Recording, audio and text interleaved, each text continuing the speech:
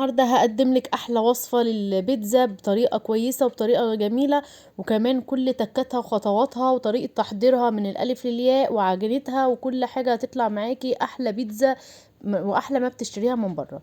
ان شاء الله الفيديو كله عايزاكي تتابعيه للنهايه عشان تشوفي كل تكاتها وكل خطواتها، وتشوفي ازاي هتقدري تعملي احلى بيتزا من ايديكي في البيت وتطلع معاكي ناجحه وجميله، وتقدري تعملي منها كميه كبيره للاولاد ياكلوا منها، وكمان تتبقى منها واحلى كمان من الجاهزه بكتير. اول حاجه في الوصفه كلها هي المقدار بتاع الخميره. هجيب كوبايتين ميه وهحط عليهم معلقه خميره فوريه، او ما خميره قطع، واحط عليهم معلقه السكر.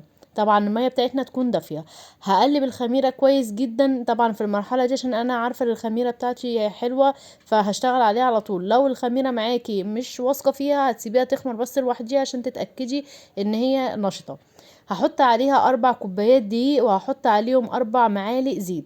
كل كوباية دقيق هتاخد معاكي معلقة زيت بس. وهقلب بقى المكونات دي كلها مع بعضيها وكمان معاهم رشة الملح. هقلبهم كلهم كده في العجان او على ايدك لغاية لما العجينة تطلع معاكي كده بالطريقة دي، ما بتلزقش في ايديكي خالص نهائي. طبعا العجينة من حلاوتها وجمالها كانت ناعمة جدا في ايديا. هقلبها بالطريقه دي كده على الرخامه عشان اتاكد ان هي بقت تمام. بصوا جميله جدا، ناعمه وطريه وجميله جدا. طبعا هدهنها بنقطه زيت كده فوق الوش عشان ما تنشفش معايا، وهغطيها بستريتش واسيبها على جنب تخمر معايا لمده نص ساعه او ساعه في وقت الشتاء. هجيب بقى على النار فصين توم كده مخرطاهم وعليهم معلقتين صلصه، اللي هي في العلب العاديه، وهسيبهم كده على جنب. عقبال ما الخميره بتاعتي تخمر معايا وتبقى بالجمال دوت، هكون مجهزه الصاج ودهناه نقطه زيت عشان ما تلزقش معايا في الفرن. طبعا شفتوا العجينه عامله ازاي وطريقه تخميرها سهله جدا في منتهى السهوله. طبعا هحط بقى العجينه وهفردها كده زي ما انتوا شايفين.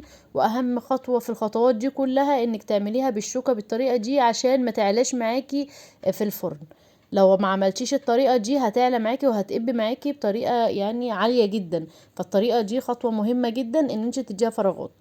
هدهن الزيت اسفل الصلصه بالطريقه دي، وهحط عليها بقى الحشوات بتاعتي. اي حشوه موجوده عندك هتقدري تشكلي بيها البيتزا، حتى لو بنوع جبن بس او بلانشون، اي حاجه موجوده عندك في التلاجة.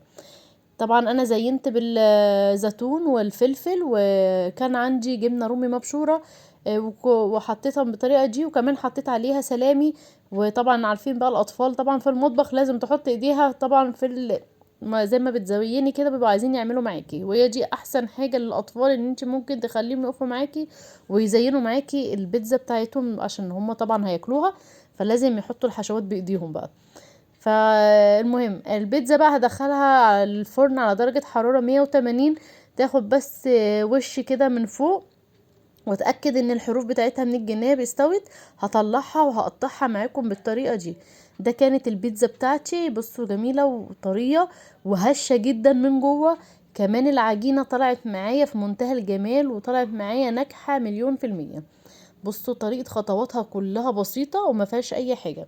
وان شاء الله كل مكونات الوصفة هسيبها لكم في صندوق الوصف تحت الفيديو بالكوبايات لو حابة تعمليها او بالجرامات. بصوا